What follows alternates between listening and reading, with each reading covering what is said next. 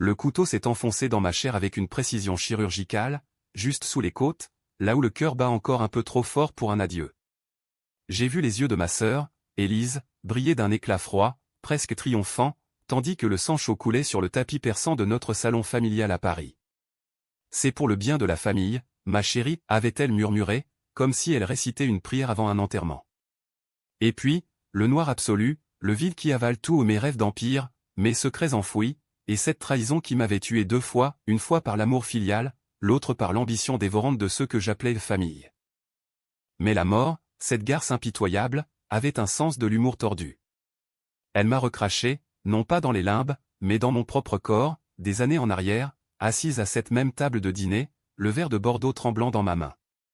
Le 15 juin 2023. La date gravée dans ma mémoire comme une cicatrice.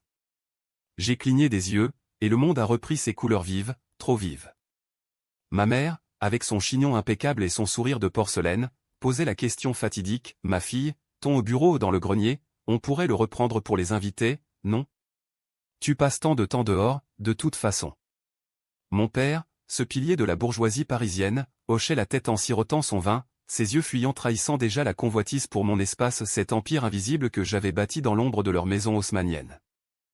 J'ai failli renverser la table d'un geste, hurler que ce n'était pas un simple espace de travail, mais le sanctuaire de mes algorithmes, de mes deals occultes sur le dark web, de l'héritage numérique que j'avais forgé pour nous sortir de la médiocrité. Mais non. J'ai souri, un sourire qui masquait le feu de l'enfer renaissant en moi. Bien sûr, maman. Prenez-le. J'en aurai un autre. À l'intérieur, je bouillonnais. Car je savais, maintenant.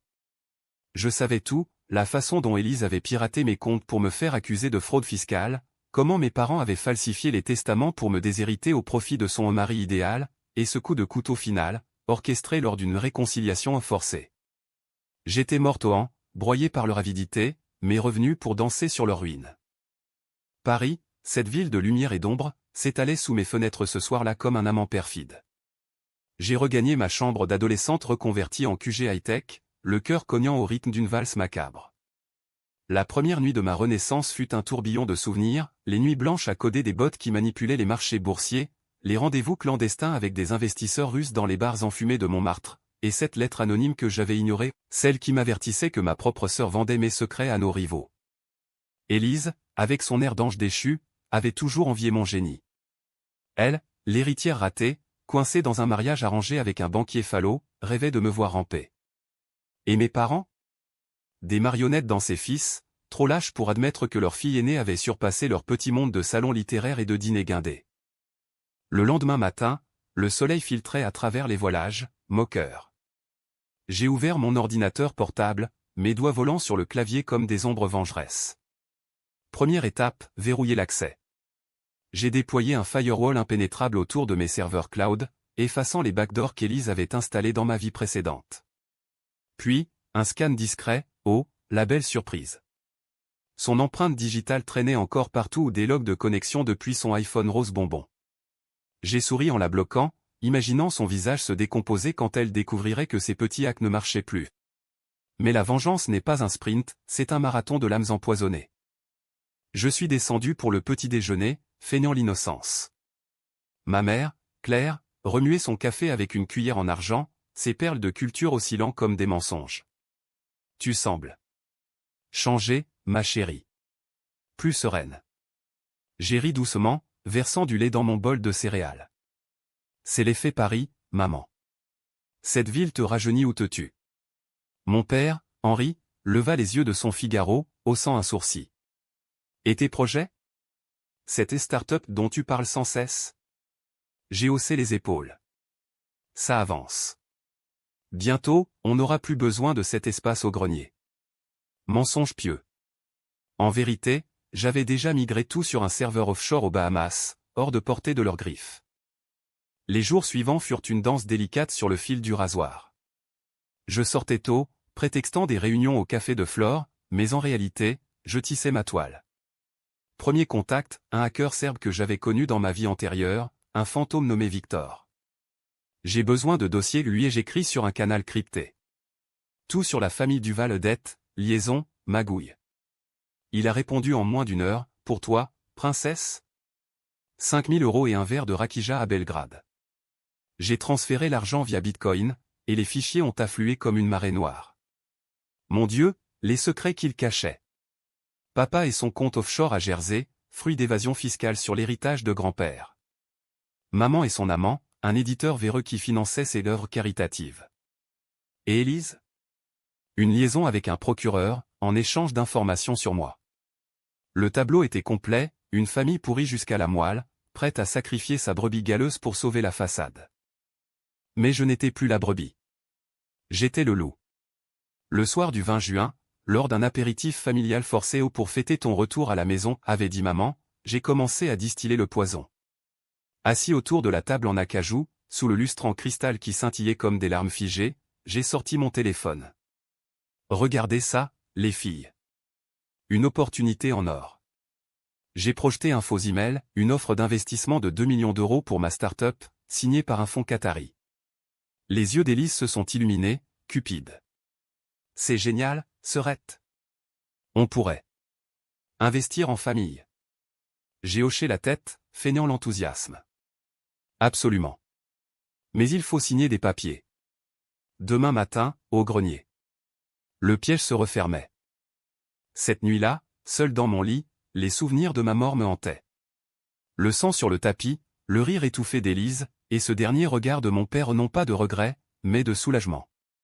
Elle était trop dangereuse, avait-il dit plus tard, lors du procès fictif qu'ils avaient monté pour couvrir le meurtre. J'ai serré les dents, les ongles enfoncés dans les paumes. La vengeance n'était pas seulement justice, c'était catharsis, un feu purificateur pour laver l'outrage. Et demain, le premier acte, les faire signer des procurations qui me donneraient le contrôle total de leurs actifs. Décision controversée? Oh oui. Ruiner sa propre famille avant qu'il ne vous ruine, est-ce de la loyauté ou de la folie? En France, terre de révolution, c'était simplement français. Le matin arriva, brumeux et chargé d'orage. Le grenier, ce sanctuaire que j'avais investi de mes écrans multiples et de mes câbles enchevêtrés, sentait encore le bois ciré et les rêves brisés. Élise monta la première, son tailleur Chanel impeccable, un sourire de requin. Montre-moi ces papiers, Alexia. Je les lui tendis, un contrat truqué, rédigé par un avocat véreux que Victor m'avait recommandé. C'est pour la famille, dis-je, écho pervers de ces mots d'adieu. Elle signa sans lire, les yeux rivés sur les chiffres. Puis mes parents, un à un, apposaient leurs paraphes comme des sentences de mort. À 11 heures, tout était à moi, compte bancaire, propriété, même l'appartement haussmannien. Un transfert discret, via une clause cachée, et pouf où ils étaient nus. Mais je ne m'arrêtais pas là.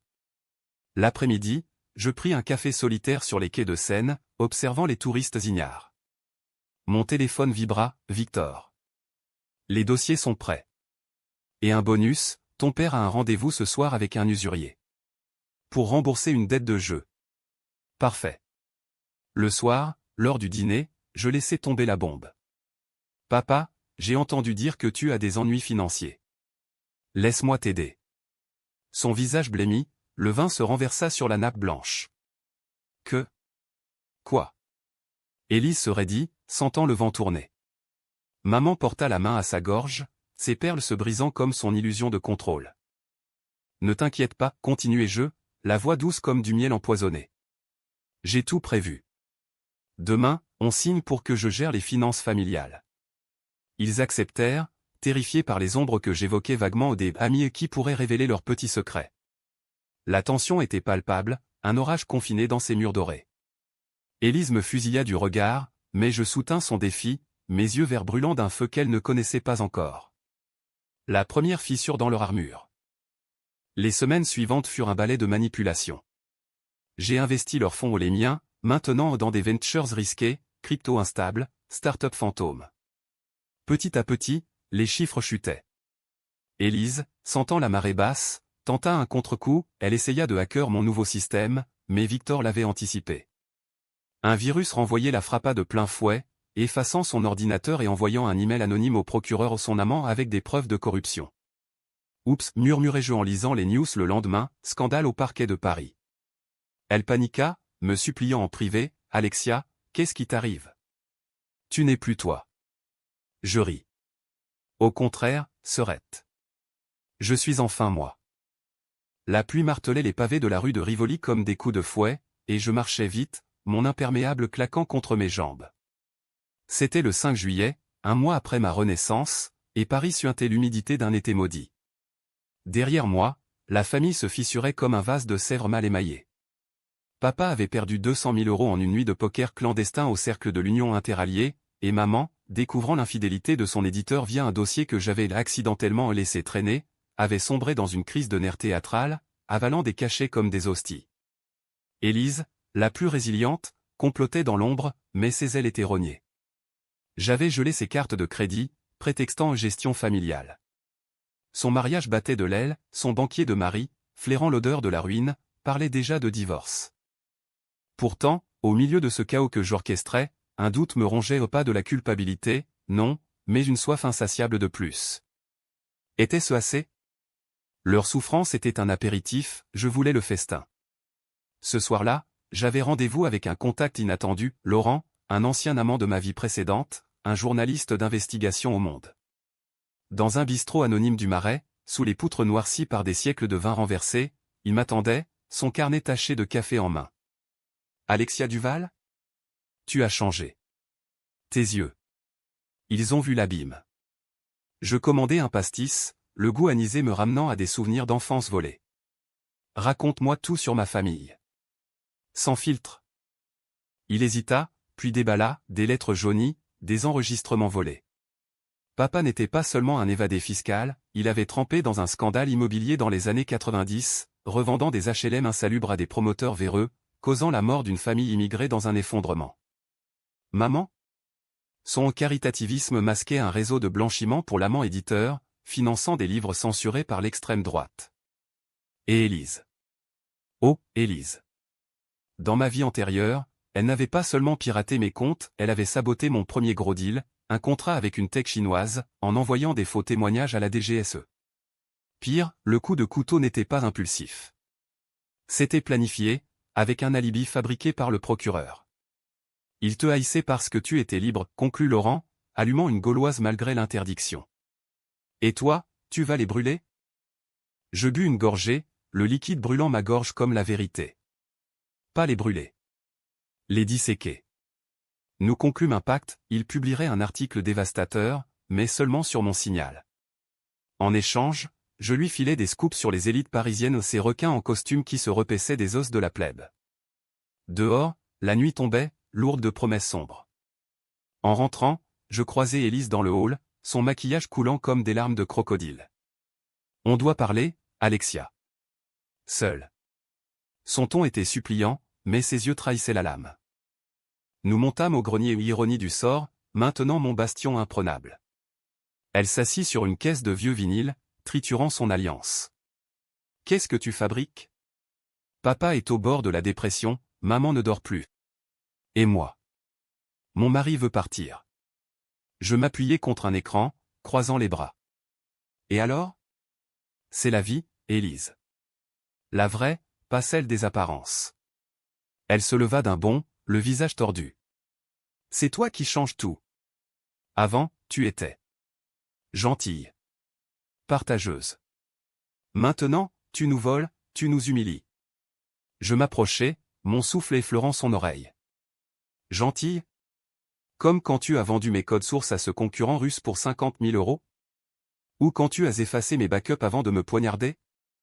Ses yeux s'écarquillèrent. « Comment savais-je ?» Et elle recula, trébuchant contre un câble. « Tu mens. C'était un accident, le couteau. Une dispute qui a mal tourné. » Mensonge. Je le sentais dans l'air, âcre comme la trahison. Au lieu de la confronter, je souris. Peut-être. Mais si c'était vrai, pourquoi as-tu hérité de tout après ma disparition? Elle balbutia, puis s'enfuit, claquant la porte. Victoire mineure, mais le jeu montait en crescendo. Les jours suivants, je poussai plus loin. J'ai invité un huissier pour inventorier les biens familiaux au légal, grâce aux procurations, forçant la vente d'antiquités chéries, y compris le portrait de grand-mère qui trônait au salon. Maman hurla, accusant un complot ouvrier, tandis que papa, brisé, se réfugia dans le whisky. Décision controversée, exposer leurs faiblesses au grand jour? Oui, et ça me rongeait un peu, ce goût de cendre dans la bouche. Était-ce vengeance ou simple sadisme? En France, où la guillotine hante encore les esprits, la ligne est fine. Mi-août, la chaleur étouffante transformait l'appartement en fournaise. Les Duval, autrefois fiers, erraient comme des fantômes. Élise avait perdu son job à la galerie d'art Mon conseil anonyme à son patron sur ses dettes l'avait coulé. Elle me confronta à nouveau, cette fois dans la cuisine, couteau à la main pour éplucher des pommes, symbolisme cruel. Arrête ça, Alexia. Ou je te jure. Je pris le couteau doucement, le posant de côté. Tu me jures quoi? De recommencer? Non, ma chère. Cette fois, c'est moi qui tiens la lame. Elle pleura, enfin, des larmes salées qui maculaient son fond de teint. Pour la première fois, une fissure de pitié en moi. Était-elle vraiment monstrueuse, ou juste une marionnette de notre éducation toxique? Mais la mémoire de la douleur balaya le doute. Demande pardon, dis-je. Et peut-être que je t'épargnerai. Elle le fit, à genoux, balbutiant des excuses pour des péchés qu'elle niait encore. Je l'aidai à se relever, un geste ambigu aux tendresses ou manipulations. Le soir, je contactai Victor pour l'étape suivante, un leak partiel des dossiers fiscaux de papa à un blogueur financier. Le lendemain, le Figaro titrait « Héritier parisien dans la tourmente, évasion à la Jersey ». Le scandale éclata comme une bulle de savon empoisonné. Téléphone sonnant, voisin chuchotant, et au centre, moi, l'ange gardien devenu démon. Laurent m'appela, prête pour l'article complet? Pas encore. J'avais besoin d'un climax, d'un moment où leur chute serait totale, irréversible. Fin septembre, l'automne rougissait les feuilles des Tuileries, et avec elle, le sang de ma revanche. J'organisai un dîner de réconciliation au twist ironique, invitant un notaire et un avocat. La table était dressée comme pour une noce funèbre, chandelle vacillante, 20 millésimés. Ils vinrent, hagards, espérant une trêve.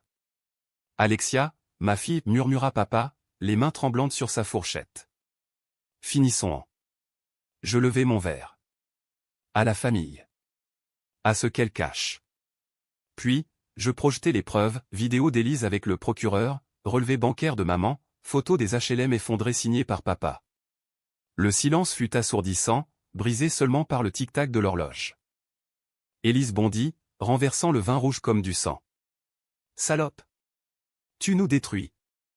Maman s'effondra en sanglots, papa blêmit jusqu'à l'os.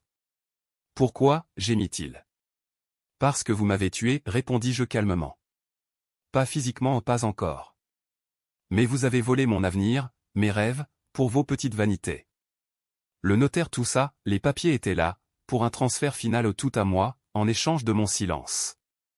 Ils signèrent, brisés, leurs âmes vendues pour un sursis. Dehors, la scène coulait indifférente, emportant les secrets dans ses eaux troubles. Mais la nuit n'était pas finie. Seule avec Élise dans le salon, alors que les parents se retiraient, vaincus, elle me fit face, un éclat d'aimant dans les yeux.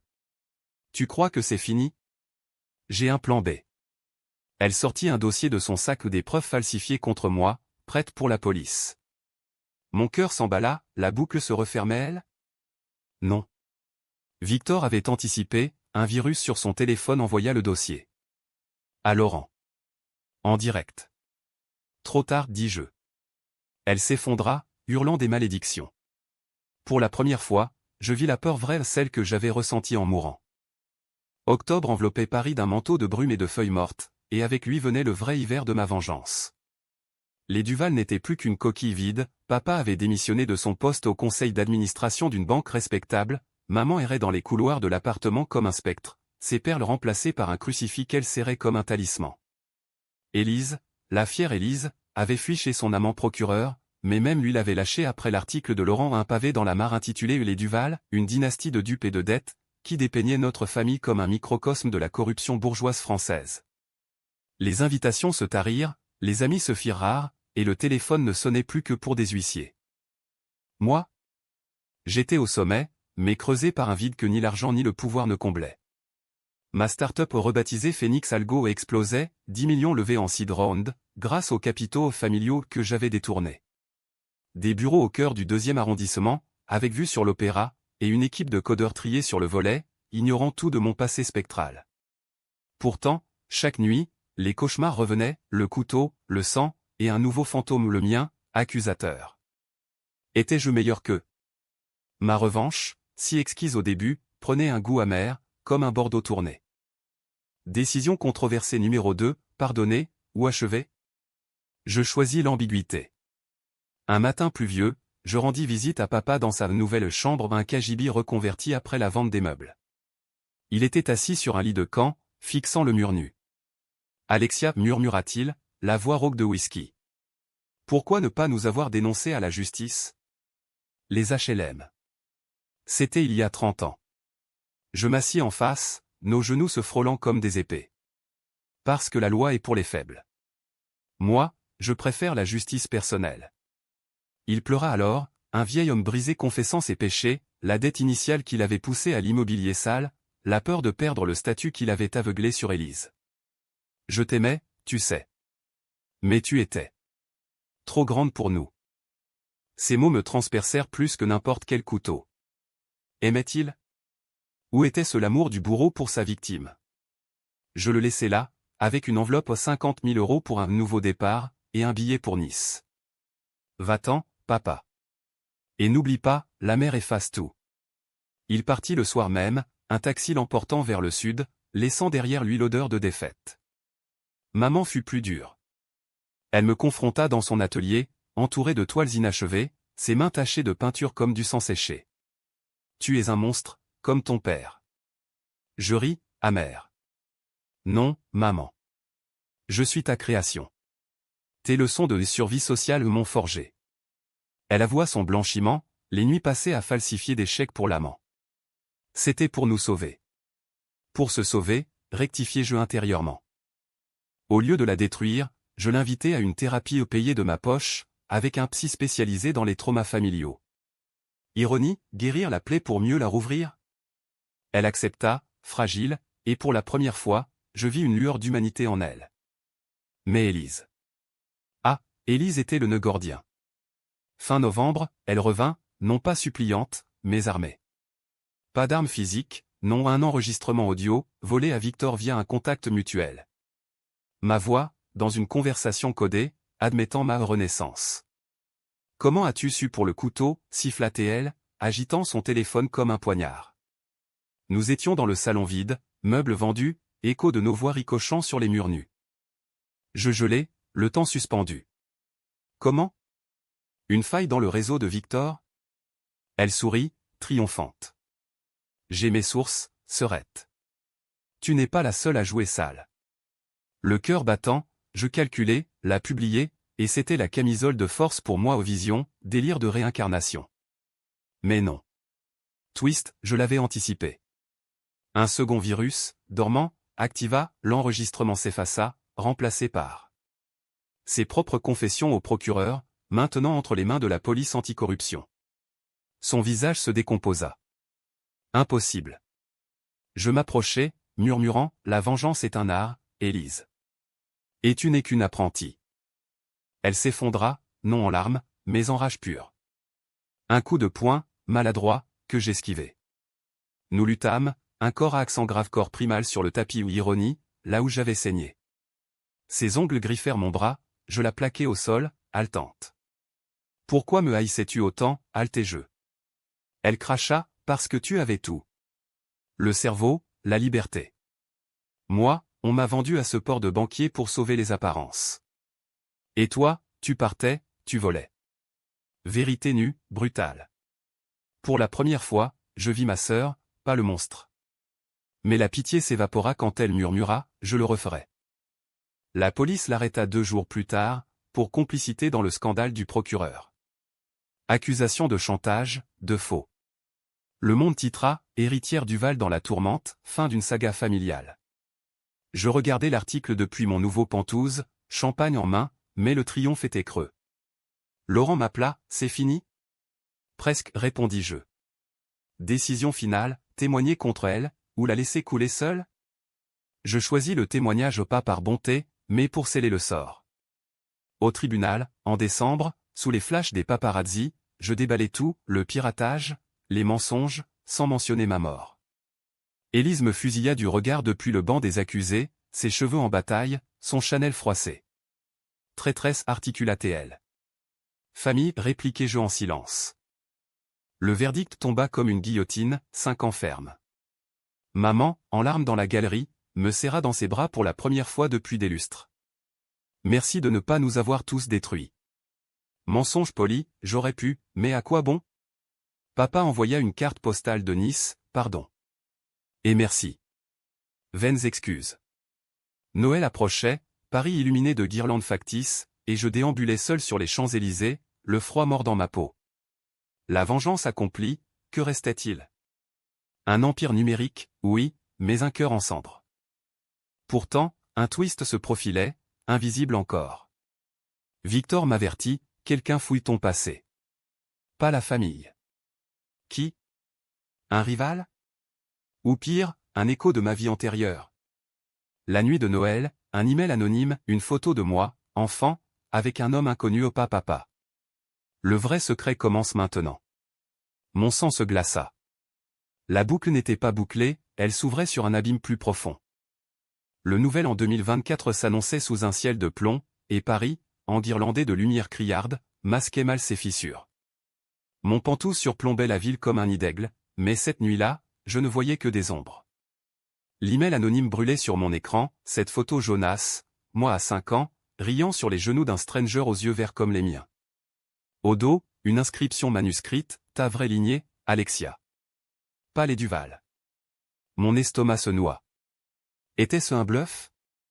Ou le twist ultime, un secret enterré plus profond que les trahisons familiales? J'appelai Victor, voix tendue, trace l'expéditeur. Tout de suite.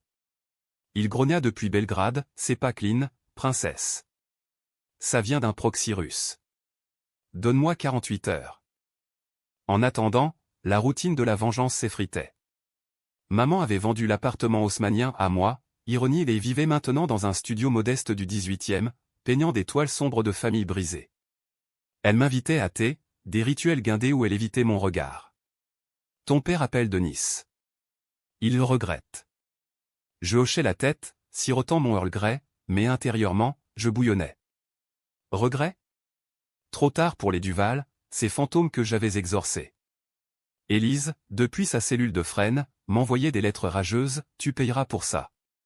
Le sang appelle le sang. Je les brûlais, une à une, le papier crépitant comme mes nerfs.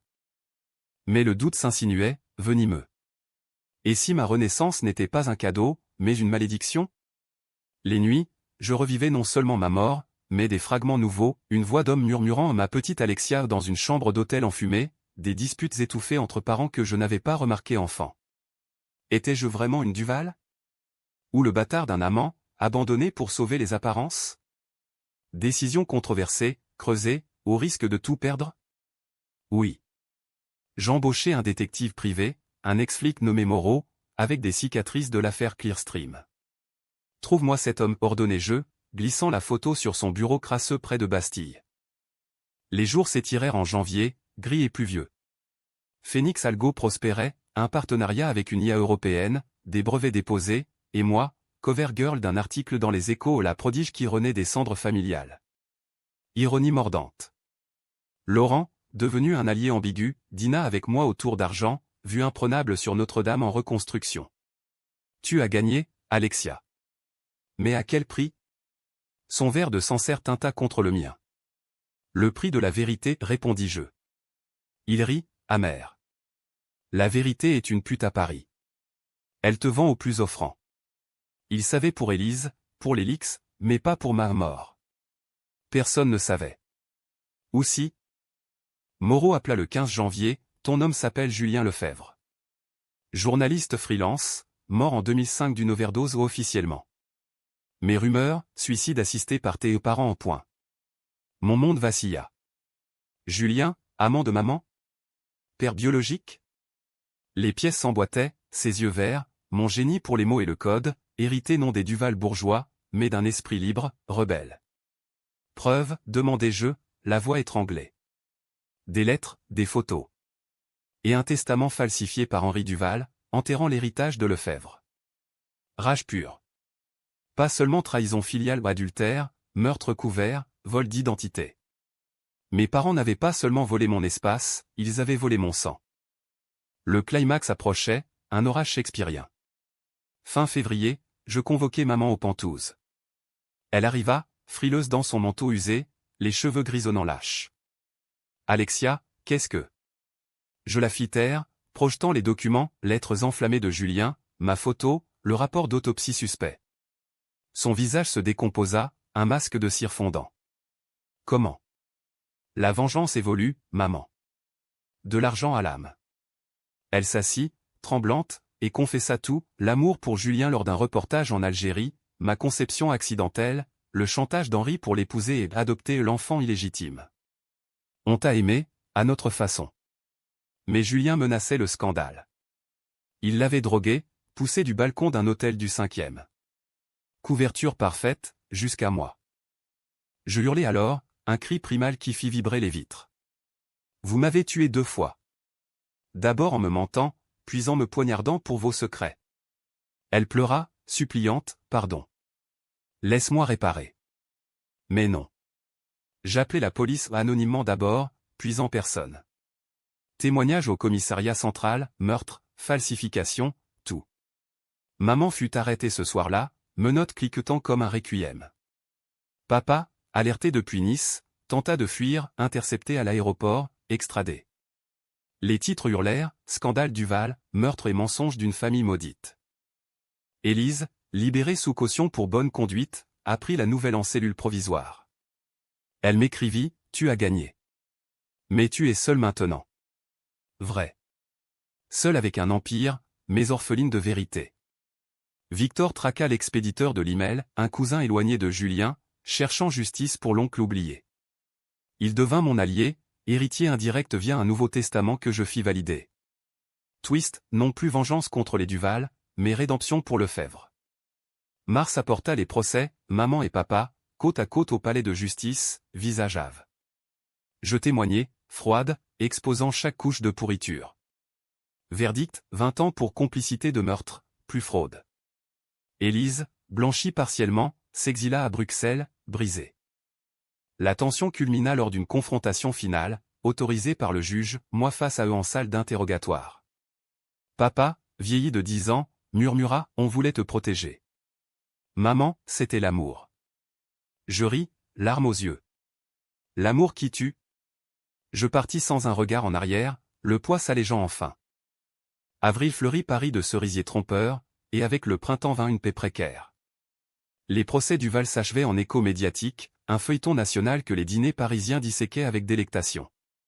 Moi, Alexia Lefebvre Duval au nom changé légalement, régnais sur Phoenix Algo depuis un bureau vitré, innovant en IA éthique, un pied de nez à mes origines sombres. L'Empire grandissait, partenariat avec l'UE pour la cybersécurité, une TED Talk à la Défense où je parlais de renaître des trahisons. Le public adorait la narrative, la fille prodige contre la famille toxique. Mais sous les applaudissements, le vide persistait, un écho de la lame. Laurent devint plus qu'un allié, un amant sporadique, nos nuits entrecoupées de débats fiévreux sur la morale française Hugo contre Camus, vengeance comme art ou poison. Tu as tout repris, dit-il un soir, nu sur les draps froissés, scène scintillante en contrebas.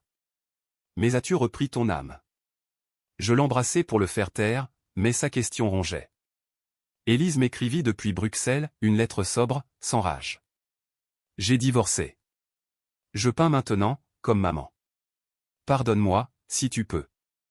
Je la gardai, non brûlé un pas vers la closure. Le twist final surgit en mai, lors d'une fouille d'archives ordonnée par le cousin de Julien. Une boîte scellée, lettres, un journal intime, et une vidéo VHS granuleuse. Julien, filmant un bébé au mois dans un parc de Belleville. Ma fille, tu seras libre. Pas comme moi, enchaîné au mensonge. Sa voix, chaude, brisée, me transperça. Il savait pour le complot d'Henri, avait planifié sa mort pour me protéger, mais échoué. Le vrai meurtre? Pas overdose, mais injection par maman, pour le silence éternel. Preuve irréfutable, un flacon de sédatif dans les mains tremblantes. Je confrontai maman en parloir, vitre blindée entre nous.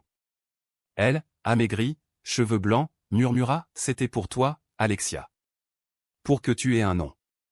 Fureur et pitié se mêlèrent. Non. Pour ton nom à toi. Elle avoua le reste, enceinte de moi, forcée au mariage, puis au meurtre pour couvrir l'adultère. Henri m'a menacé. Mais je l'ai aimé, à la fin. Amour toxique, français jusqu'à la moelle aux passions destructrices, comme dans un roman de Zola. Je partis, demandant la réouverture du dossier. Nouveau procès en juin, perpétuité commuée à 30 ans. Papa, complice silencieux, même sort. Justice rendue, mais à quel coût? L'été 2024 me trouve à changer. J'ai financé une fondation pour les victimes de familles dysfonctionnelles, clinique gratuite, thérapie, un antidote à mon poison. Victor visita Paris, Rakija en main, tu es soft, princesse. Je ris. La vengeance durcit, le pardon affûte. Laurent proposa, partons. Lisbonne, ou Berlin. J'hésitais ou ancré à Paris, cette ville qui m'avait tué et ressuscité. Le dénouement vint au dîner du 15 juin à 1 an jour pour jour après ma renaissance. Seul à la table du tour d'argent, je levai un verre au fantôme de Julien. À ce que j'ai repris, tout, sauf les illusions. Pas de happy end rose, plutôt un BKCH nuancé, comme la France, cicatrice visible, mais guérison en marche. Élise revint, un jour d'automne, pour un café timide. Sœur, demanda-t-elle. Je hochai la tête. Peut-être. La famille, reformée dans les ruines, fragile mais vraie.